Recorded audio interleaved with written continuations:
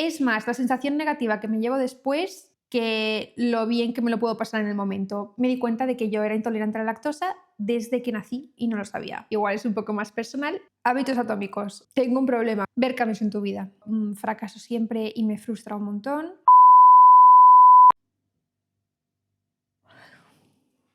Hoy he dormido un montón. Ayer estaba súper cansada y me fui a dormir como a las 10. Hacía un montón de tiempo que no me iba a dormir a las 10. Pero a veces me pasa que llego del trabajo, llego a casa y después de estar todo el día mirando pantallas o lo que sea, como que me pican los ojos y digo, no puedo más.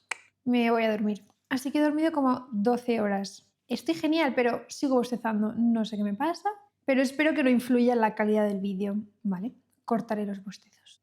Segundo, tengo un problema. Cuando empiezo a mencionar la palabra bostezar o alguien me la dice, no paro. Una y otro y otro. Así que vamos a parar ya con este tema porque si no, no voy a poder avanzar. Bueno, recapitulación de esta semana. Estamos solo a miércoles, así que no ha pasado demasiado desde que grabé el último vídeo, que lo grabé el sábado pasado. El domingo estuve editando como loca para subir los vídeos y creo que he decidido que los voy a subir los domingos por la noche. Los domingos por la noche a YouTube y los lunes por la mañana a Spotify. Por si os interesa, esos van a ser los próximos horarios de publicación, porque creo que así me puedo organizar un poquito mejor. La organización consiste en que los lunes por la tarde debería grabar los vídeos. Este lunes no tenía ganas, así que no lo grabé. Los martes no puedo porque tengo muchas cosas que hacer por la tarde. Los miércoles voy al gimnasio, así que tampoco. Los jueves generalmente tampoco puedo porque tengo que prepararme la comida para el día siguiente, bla, bla, bla. Y los viernes voy al gimnasio también por la tarde. Entonces tampoco quiero grabar el sábado para editarlo todo como una matada el sábado por la tarde y publicar el domingo. Pero bueno, creo que me estoy organizando bien. Vamos a ver si tiramos para adelante así. ¿De qué va a ir el vídeo de esta semana?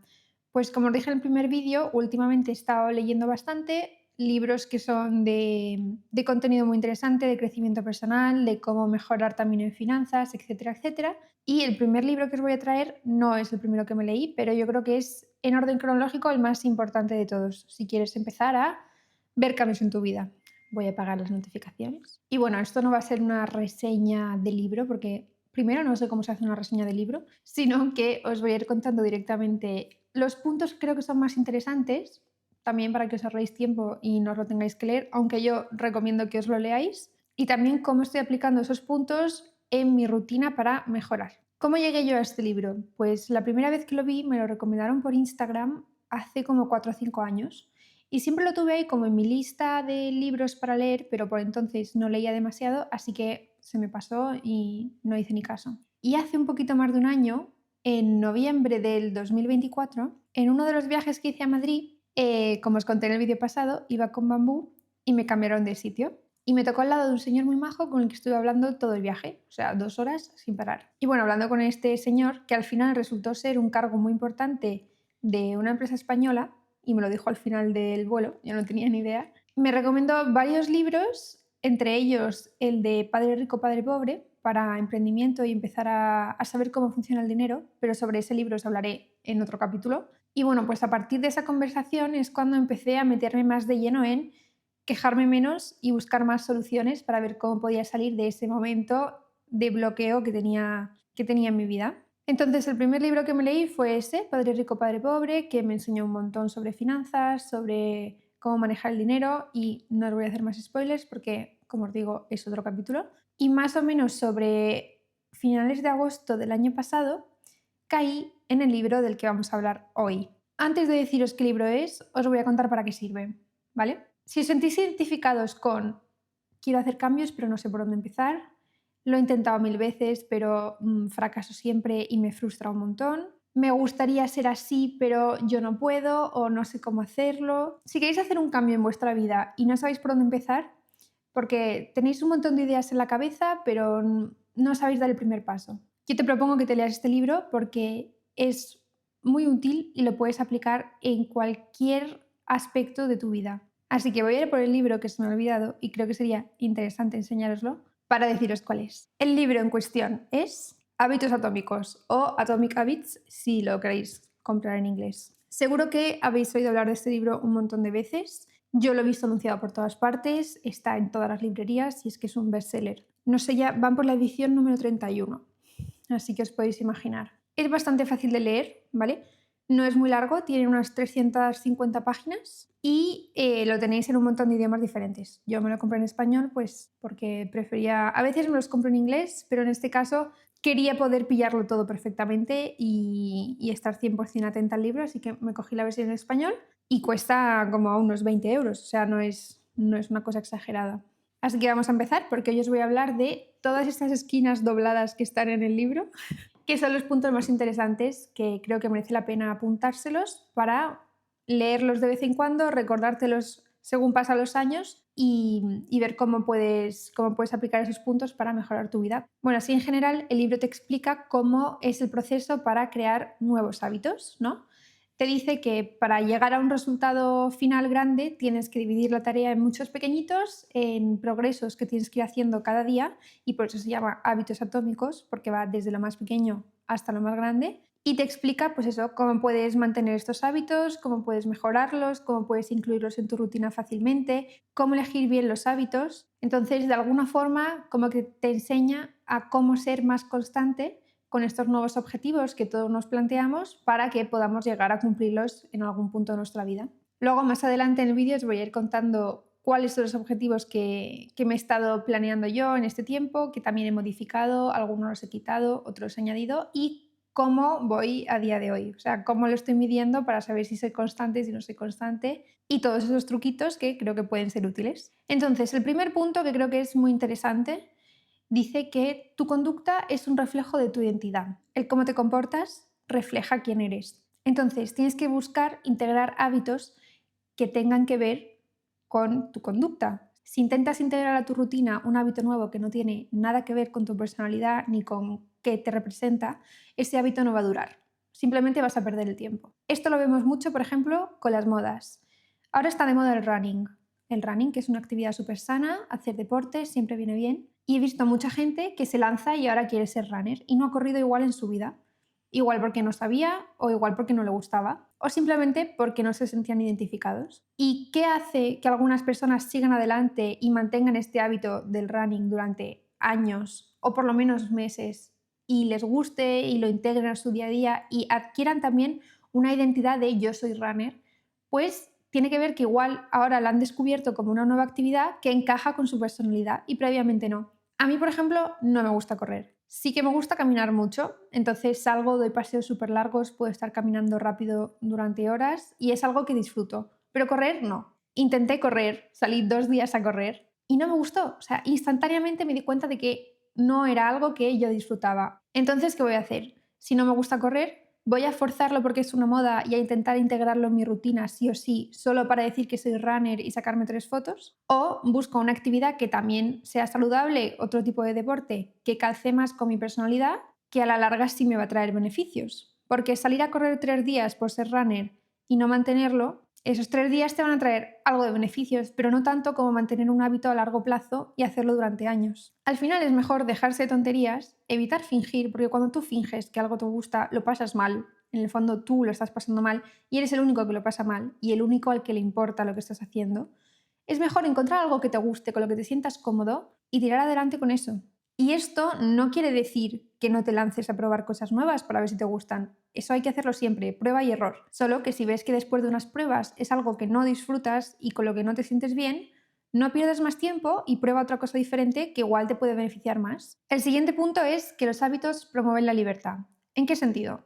Pues igual si tú ves a una persona que es súper estricta con su dieta, tiene unos horarios de sueño muy definidos que no rompe nunca, o tiene, por ejemplo, una tabla de ejercicios o de tareas que hace todos los días y que no se puede saltar nunca. Desde fuera, cuando vemos ese tipo de personas, a veces decimos qué triste, es una persona que seguramente sea infeliz porque nunca sale de la rutina, vive una vida súper estricta. Y bueno, obviamente existen los extremos, pero a lo que va a este punto es al hecho de que si tú tienes una estructura para tu tiempo, ya sea tu día, tu rutina semanal o tu rutina mensual, depende, eso sí que en cierto modo te da libertad, porque no tienes que estar pensando en cada momento qué tienes que hacer. Y entonces te ahorras un montón de lecciones diarias que te quitan sobrecarga mental. Por ejemplo, en mi caso, tengo mi día bastante estructurado y también eso me ayuda a estructurar las actividades semanales. Me suelo levantar casi todos los días a la misma hora, menos los días que voy a la oficina, que ahí me levanto un poquito antes. Y cuando estoy en casa, las tareas son levantarme, abrir la cama, ir al baño, lavarme los dientes, lavarme la cara y ponerme las cremas que me toque cada día, ordenar la cocina y ordenar la habitación, airear la casa, después hacer la cama. Una vez que está todo ordenado, me pongo a trabajar y trabajo hasta la pausa de la comida. En la pausa de la comida saco a Bambú, vuelvo a casa, me preparo la comida, como y sigo trabajando hasta las 6. Y después de las 6 ya tengo la tarde libre para hacer diferentes cosas. Algunos días tengo que ir al gimnasio, otros días me toca hacer tareas de casa, pues lo típico de poner lavadoras, sacar lavaplatos, ordenar la ropa. O también me toca hacer gestiones con el ordenador, preparar un vídeo nuevo, etcétera, etcétera. Entonces, el hecho de que yo ya sepa qué es lo que tengo que hacer cada día, aparte de llevar una agenda donde me apunto todas las tareas que voy programando, sí que me da una cierta libertad en el sentido de que si tengo un tiempo muerto que no sé qué hacer, no tengo que estar pensando la lista de tareas entera que tengo para ver qué me toca después, sino que ya sé automáticamente la siguiente tarea. Y también podemos ver el caso contrario, ¿no? Vamos, por ejemplo, a la gente que tiene horarios de sueño súper desequilibrados. Pues un día se acuesta a las 12, otro día a las 3, otro día a las 5.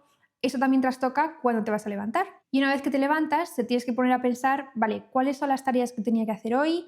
¿Me va a dar tiempo a hacer esto? ¿No me va a dar tiempo? Lo dejo para mañana, pero mañana no sé qué voy a hacer, entonces no sé si tendré tiempo. Y todo esto hace que al final todas esas cosas que tenemos que ir haciendo se vayan retrasando, se vayan acumulando y nos vayamos agobiando. Eso te quita mucho tiempo, te aporta mucho estrés y un montón de sobrecarga mental. Así que tenerlo en cuenta porque yo creo que es de los primeros pasos que tenéis que tomar si queréis empezar a implementar nuevos hábitos en vuestra vida y mejorar. Ahora vamos a la parte de cómo podemos integrar un hábito nuevo en nuestra rutina.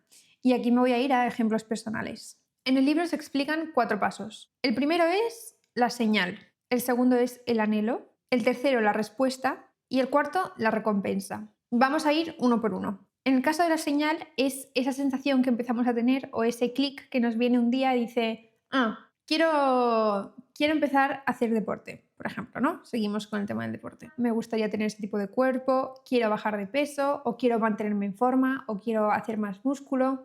Hay un montón de diferentes tipos de triggers que nos van a provocar esta primera señal. Una vez que hemos pasado la etapa de la señal, viene el anhelo, que es, tengo muchas ganas de conseguir este objetivo, pero no sé cómo empezar, pero sé que tengo muchas ganas. Quiero hacer esto, quiero hacer lo otro, porque quiero llegar a este tipo de metas con mi cuerpo o con el tema que sea. Y después de estar un buen tiempo pensando todo eso que queremos, pero sin haber empezado, diciendo, bueno, ya me pondré a ello, pero todavía no has dado el primer paso, una vez que das el primer paso y empiezas a tomártelo en serio, es cuando empieza la fase de la respuesta. Ahí pues es cuando empiezas a buscar gimnasios, vas a tus primeras clases, empiezas a ver cómo cambian tus medidas corporales y bueno, varias señales que te van indicando si lo estás haciendo bien o si lo estás haciendo mal. Y ahí empieza la fase de la recompensa, que es cuando empezamos a ver todas esas señales positivas que nos indican que estamos yendo hacia adelante de forma adecuada. Y esto se puede aplicar en cualquier ámbito. En mi caso, por ejemplo, subí bastante de peso cuando conocí a mi novio, porque entre idas y venidas de Italia a España, cada vez que venía uno, queríamos que el otro probase toda la comida de cada país. Y bueno, siendo Italia y España países con gastronomía increíble, pues os podéis imaginar. Aparte de eso, en el último año de universidad yo estaba bastante estresada con el proyecto de fin de año. Entonces el estrés me provocaba comer más. Y ya cuando me mudé a Italia llegó un punto en el que cualquier cosa que comía me sentaba mal y encima descubrí que era intolerante a la lactosa. Así que os podéis imaginar el shock. Entonces, todas esas señales me llevaron a el anhelo de quiero bajar de peso, quiero volver a como estaba antes, no quiero tener más dolores de tripa, quiero que se me regule todo. Y bueno, mi primera respuesta fue buscar el primer gimnasio que estuviese a 2 manzanas de mi casa, empezar a regular la dieta, empezar a evitar alimentos que me hacían estar inflamada todo el día, como los lácteos, para ir viendo después de unas semanas y poco a poco que mis niveles de inflamación bajaban, no tenía más eczemas, porque cuando me inflamo, por ejemplo, con la lactosa o con alimentos que llevan mucho azúcar o con algunos alimentos que están categorizados como food maps, por ejemplo, la cebolla o el ajo, a mí me salen eczemas en la piel. Mi piel es súper reactiva a la inflamación interna, ¿no? Entonces empecé a ver que no tenía más eczemas, empecé a bajar de peso, me empezaba a sentir mejor, no tenía dolor de tripa y todo eso son recompensas que me hacen querer seguir adelante con este hábito. Y este punto se encadena muy bien con el hecho de, vale, y ahora que ya sé que quiero empezar a implementar este hábito en mi vida, ¿cómo puedo hacerlo de forma que dure? Quiero que esto sea para toda la vida, quiero que esto dure varios años y no quiero cansarme a la segunda semana. Pues son 4 pasos súper fáciles. El primero es hacerlo obvio, el segundo es hacerlo atractivo, el tercero es que sea sencillo y por último que sea satisfactorio. Volvemos a mi ejemplo de cuando subí de peso, cuando empecé a ir al gimnasio y cómo empecé a regular todo. ¿Cómo podía hacerlo obvio? Pues lo primero es no comprar comida que te siente mal. Entonces dejé de comprar cosas que me hacían mal, pues toda la lactosa eliminada. En el caso del gimnasio, por ejemplo, yo dejo siempre preparada mi bolsa del gimnasio, que está aquí atrás, con todo lo necesario para cogerla y salir por la puerta. Y la dejo siempre en una zona que esté a la vista, cerca de la entrada de casa, para que sea obvio, para que sea visible, para que me recuerde que tengo que ir al gimnasio y que ya está todo listo y todo preparado y no implica que yo tenga que hacer un esfuerzo más para ir al gimnasio, sino que yo vuelvo al gimnasio, lavo las cosas sucias y en cuanto están limpias las meto en la bolsa y dejo la bolsa preparada. ¿Cómo puedes hacerlo atractivo? Pues en mi caso, yo cuando busqué gimnasio me apunté al primero, al que estaba más cerca de casa, también para que no me implicase tener que coger, por ejemplo, transporte público hasta llegar al gimnasio y que fuese fácil el hecho de ir al gimnasio todos los días. Pero el gimnasio que elegí, cuando llegaba allí, no me gustaba mucho porque no me gustaba mucho la decoración, me resultaban molestas algunas pantallas LED gigante que tenían, también eran un piso -1, entonces no había ventanas, no había mucha ventilación y al final yo iba y hacía todo el esfuerzo por ir, pero sabía que no estaba 100% a gusto y eso le quitaba potencia a este nuevo hábito que quería meter en la rutina. Entonces lo que hice fue buscar otro gimnasio que me gustase más, que tampoco estuviese mucho más lejos de casa, pero que sí fuese más agradable, que es donde voy ahora, por ejemplo. Y una vez que ya tengas cubiertos esos 2 pasos, pasas al tercero, que es cómo puedes hacerlo sencillo. En este caso, si quieres empezar a entrenar, no puedes entrenar haciendo entrenamiento de élite.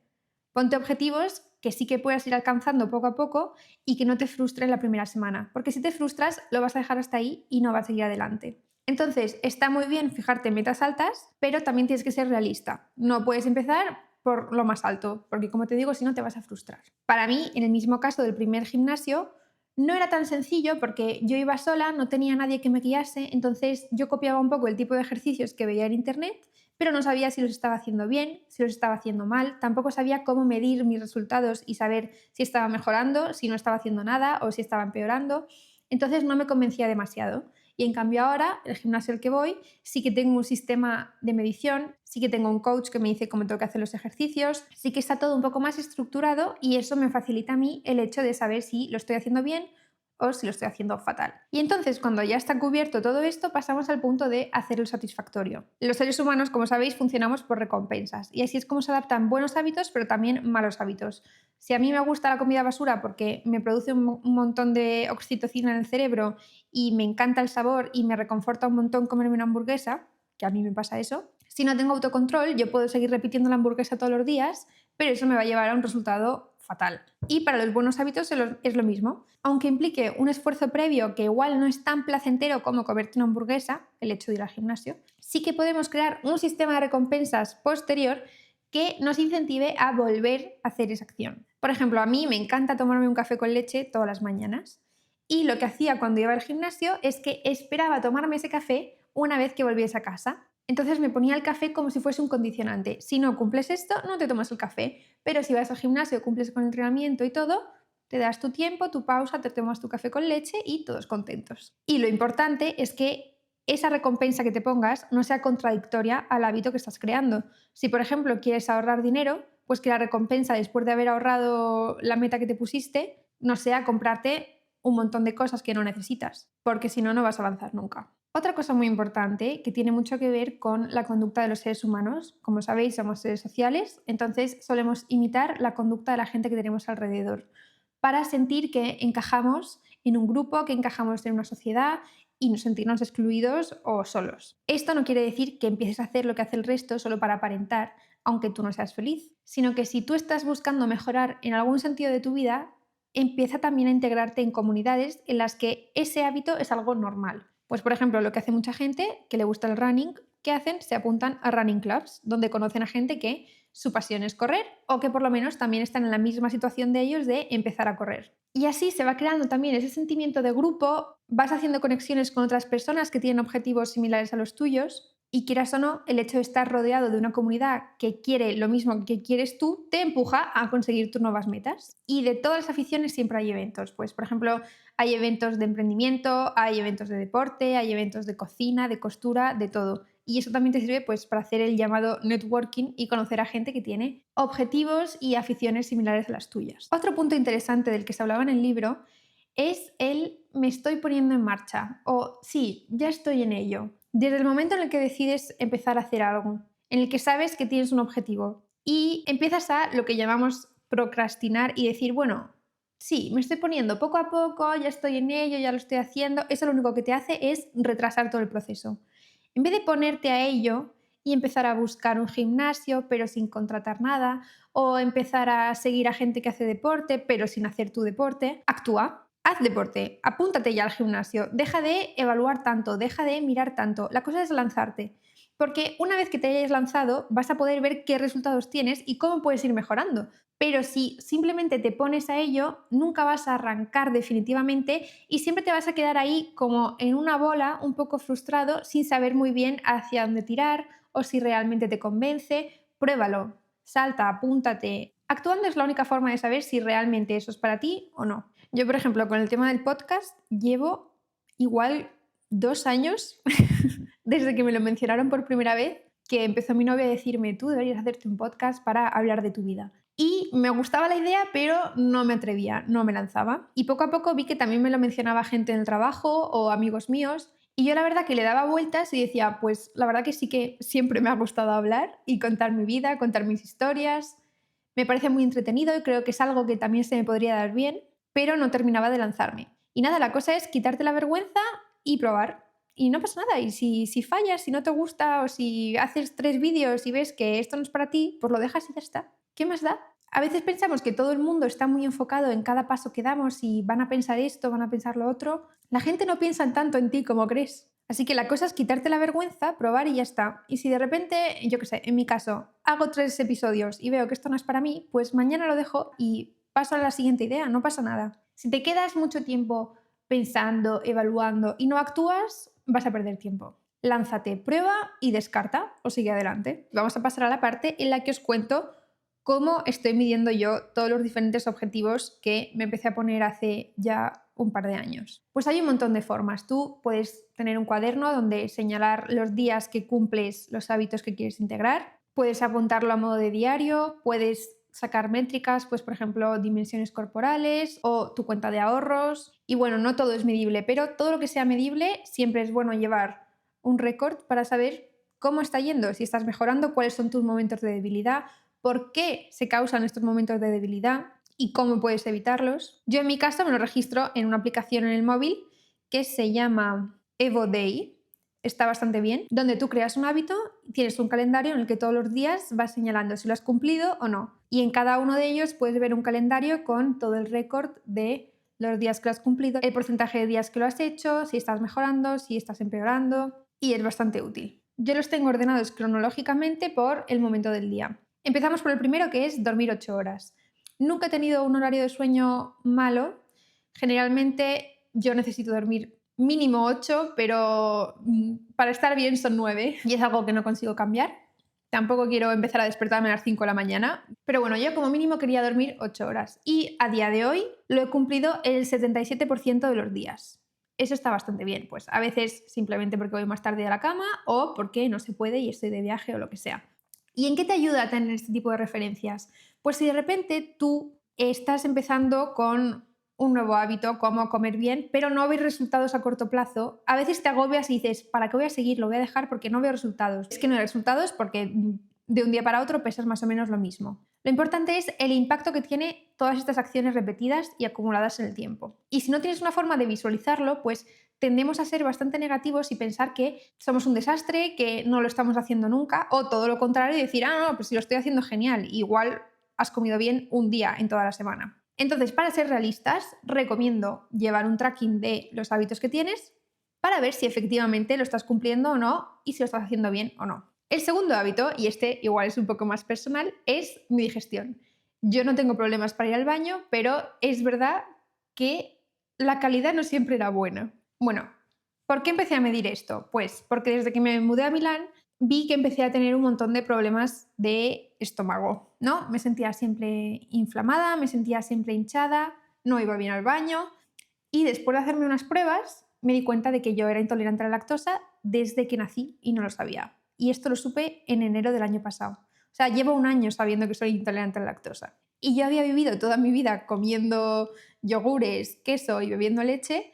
Y es verdad que nunca fui una persona de tomarme leche por las mañanas porque sabía que me sentaba mal, pero yo pensaba que era que me sentaba mal desayunar en general. Entonces, cuando empecé a tener autonomía y decisión en este tipo de cosas sobre los 13 años más o menos, dejé de desayunar porque me sentaba mal. Pero en verdad no era el desayuno, era la leche. Nunca he sido una niña que comiese muchos yogures, pero el queso es verdad que me encanta. ¿Pero por qué nunca me había sentido tan mal como cuando llegué a Italia? Pues porque en España casi todos los quesos que comía son quesos curados, que son quesos que tienen poca lactosa, o casi nada. Y en cambio aquí en Italia sí que hay quesos curados, pero casi todos los que comprábamos en casa eran quesos frescos que tienen un montón de lactosa. Y bueno, la mozzarella de la pizza ya ni te cuento. Y también la forma en la que se producen los productos de un país a otro cambia mucho. Igual en España a los productos no les añade mucha lactosa, pero igual en Italia sí que es un componente importante en muchas comidas y en muchos productos que compras en el supermercado y vienen con mucha más lactosa de la que tienen en España, entonces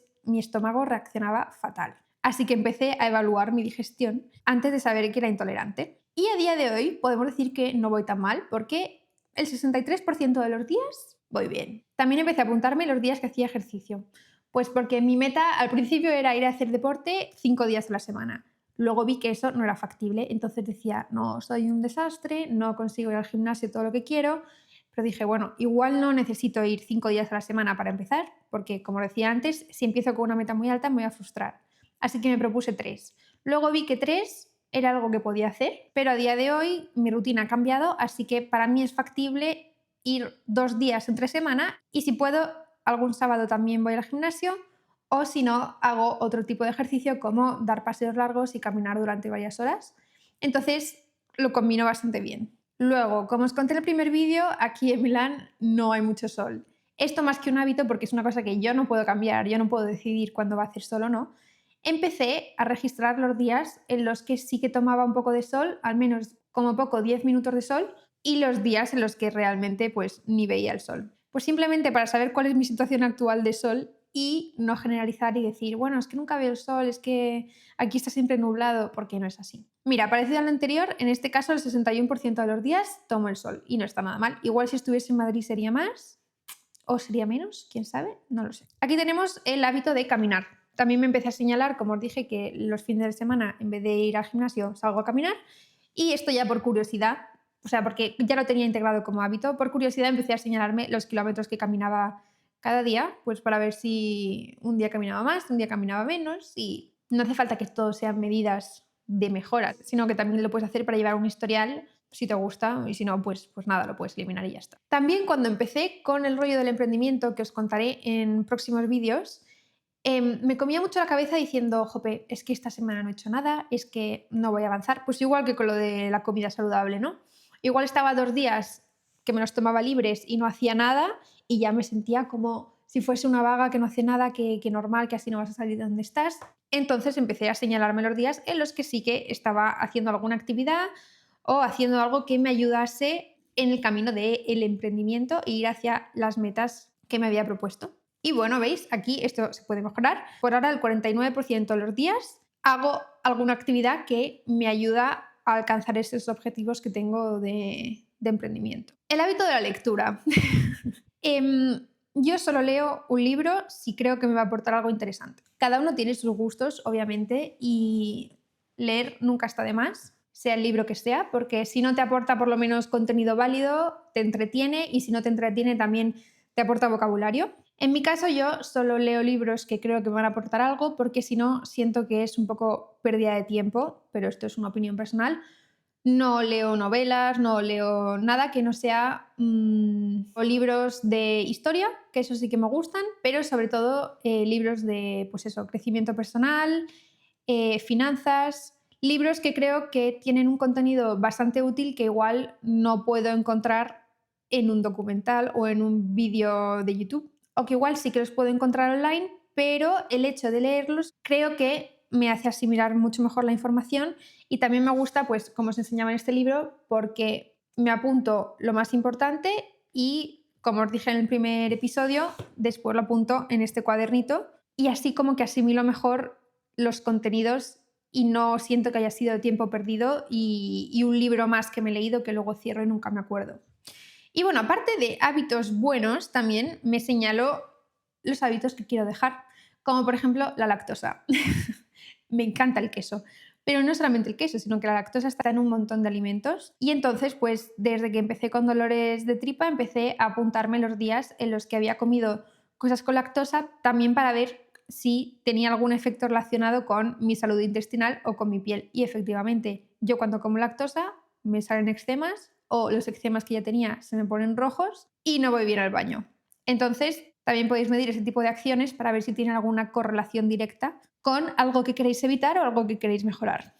Y bueno, también como hábitos que quiero dejar, me he apuntado dejar de comer comidas que sean muy altas en azúcar. El alcohol, nunca he sido una persona que beba demasiado, pero desde hace unos meses sí que he decidido que las pocas veces que me tomo una copa o me tomo algo cuando salgo con la gente, es más la sensación negativa que me llevo después que lo bien que me lo puedo pasar en el momento. Porque si yo me tomo una Coca-Cola sin nada, me río igual. Y si me la tomo con, por ejemplo, un ron cola, que es lo único que me gusta, es verdad que me río igual, pero después tengo dolor de cabeza y me siento más cansada al día siguiente. Entonces, evaluando un poco los pros y los contras, digo, pues al final no veo que me esté aportando nada, sino que aunque lo haga pocas veces, es más lo negativo que lo positivo lo que me llevo. Así que por lo menos, aunque es verdad que no lo he dejado al 100% y de vez en cuando salgo con gente pues me sigo pidiendo algo, es verdad que últimamente tiro más, pues por ejemplo con el agua con gas o con bebidas sin alcohol,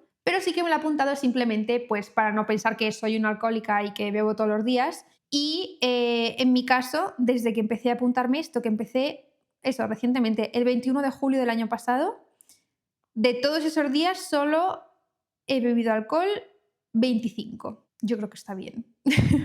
Y beber alcohol no quiere decir que luego termine fatal, sino tomarme igual una o dos copas. Así que eso. Luego también está el estrés. Yo esto sí que no es un hábito, pero sí siento que es importante, porque a veces cuando tenemos pics de estrés en nuestra vida, pues porque tenemos muchas cosas que hacer, el trabajo nos está quitando mucho tiempo o simplemente está pasando algo en nuestra vida que nos hace sentirnos más estresados, el estrés afecta muy negativamente en nuestra salud en general. No solamente la salud, sino también en el ánimo, en nuestras relaciones, en todo.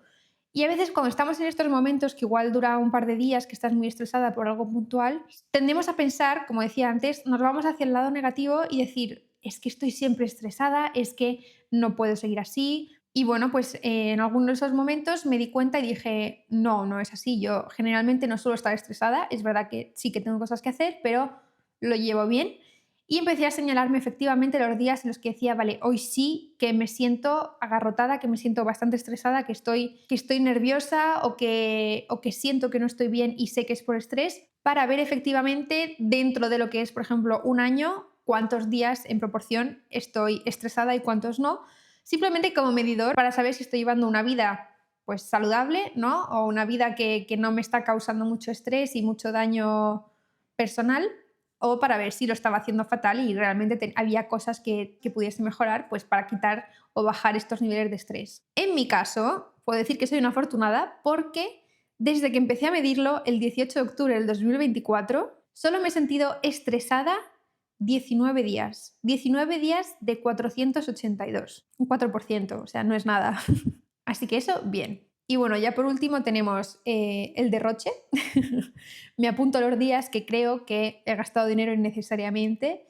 Simplemente, pues, igual que los anteriores, para decir, ay, es que estoy siempre derrochando, es que estoy gastando más de la cuenta. No, en general cuido mucho el dinero y aquí pues puedo realmente ver si soy una persona que derrocha mucho o no. y en mi casa nada, 7 días de 164 siento que he derrochado. Y derrochado para mí es que igual me compré alguna cosa de más que no necesitaba o pedí comida en algún momento en el que me podría haber cocinado algo. Entonces tampoco creo que sea tan grave. No me suelo ir de viaje así a lo loco y gastarme millones. Este punto me parece bastante interesante, que es cómo saber qué se me da bien. Cómo elegir, pues, cómo elegir, por ejemplo, una carrera o cómo elegir una actividad que hacer o cómo saber elegir bien un hábito y no frustrarte.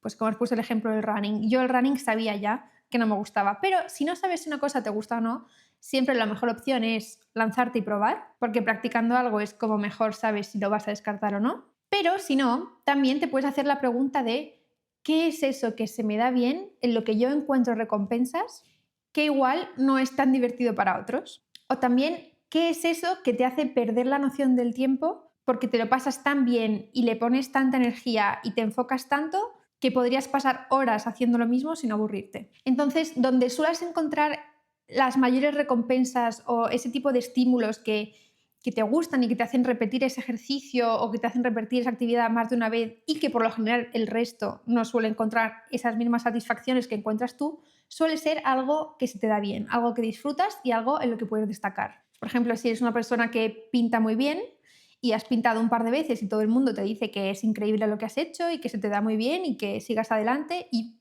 comparando con pinturas o dibujos de otras personas ves que efectivamente es algo para lo que tienes talento, pues qué mejor que dedicarle un poco de tiempo y ver si efectivamente tiene potencial, es algo que puedas desarrollar, que puedas disfrutar y a la larga crear un hábito que te haga mejorar y ser hasta una experta en pintura si hace falta.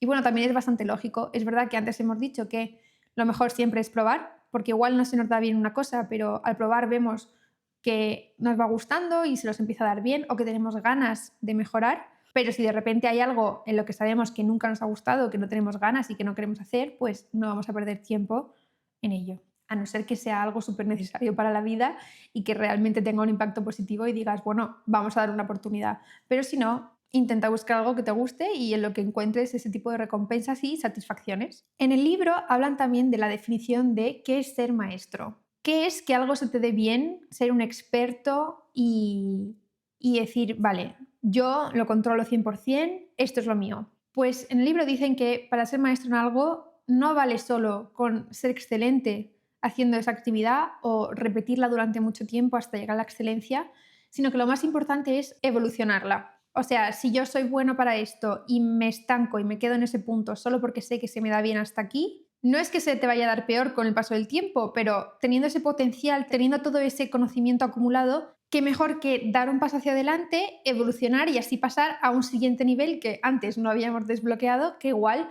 también se nos da bien. Entonces, para ser realmente un experto o un maestro en algo, no basta solo con practicarlo y practicarlo y practicarlo y que se te dé bien, sino que ve un poco más allá. Esfuérzate un poquito más, ponte una meta un poco más alta y así poco a poco pues te vas a ir sintiendo mejor tú porque ves que vas consiguiendo tus objetivos, que no te quedas estancado en un mismo punto, y te servirá seguramente para descubrir cosas que antes no conocías o que igual no se te daban bien y mejorarlas y sacarle un montón de potencial. Antes hemos hablado también de la estructura de no de ser estrictos, pero sí de tener una especie de guía, ¿vale? Pero también es muy importante la flexibilidad. Sobre todo cuando vamos a crear hábitos nuevos, si al primer fallo ya nos damos por vencidos, pues lo más probable es que el hábito muera en ese punto y se quede hasta ahí. Entonces siempre es mejor fallar un día pero retomarlo al siguiente y dejar que la duración del fallo sea la menor posible. Por ejemplo, que no esté 3 semanas sin practicar deporte, sino que si he fallado un día, al siguiente me pongo y voy. Siempre es mejor eso, volver a retomarlo y salir adelante, porque como decíamos antes, la práctica acumulada a largo plazo es lo que te va a traer los beneficios, no el hecho de que hayas fallado un día, sino el hecho de que hayas practicado 50. La flexibilidad no es solo importante en ese sentido, sino también en el sentido de cómo nos identificamos. Cuanto más permitas que una sola creencia te autodefina, serás menos capaz de adaptarte a nuevos retos, nuevos desafíos, etcétera, etcétera. Y ya yendo un poco hacia el final del libro, porque ya me quedan poquitos puntos de los que hablar, pero uno que se planteaba, que me parece bastante interesante, que lo he visto planteado varias veces, es ¿qué es la felicidad? En el libro definen la felicidad como la ausencia de deseos. Yo creo que cada uno tiene su propia definición de felicidad. Podría decir que es algo momentáneo. Es complicado sentirse feliz permanentemente, también sentirse infeliz permanentemente. Yo creo que son momentos que se dan. Así que eso, os dejo reflexionando con esta última pregunta. Contarme qué os ha venido a la mente, si me lo queréis contar, me lo podéis dejar en comentarios. Como os digo, no sé cuánto durará este episodio, pero aunque hayáis llegado hasta el final, os recomiendo de todas formas leeros este libro, pues porque hay un montón de aprendizajes más que igual no he visto yo o que cada uno puede interpretar un mensaje de una forma diferente. Y bueno, todo esto es un proceso, como dice el nombre del podcast, paso a paso. Hasta aquí el episodio de hoy. Cualquier duda, pregunta, comentario, sugerencia, sabéis dónde encontrarme, me lo podéis dejar por Instagram, TikTok, YouTube y Spotify también. Así que nada, espero que vaya bien esta semana. ¡Chao!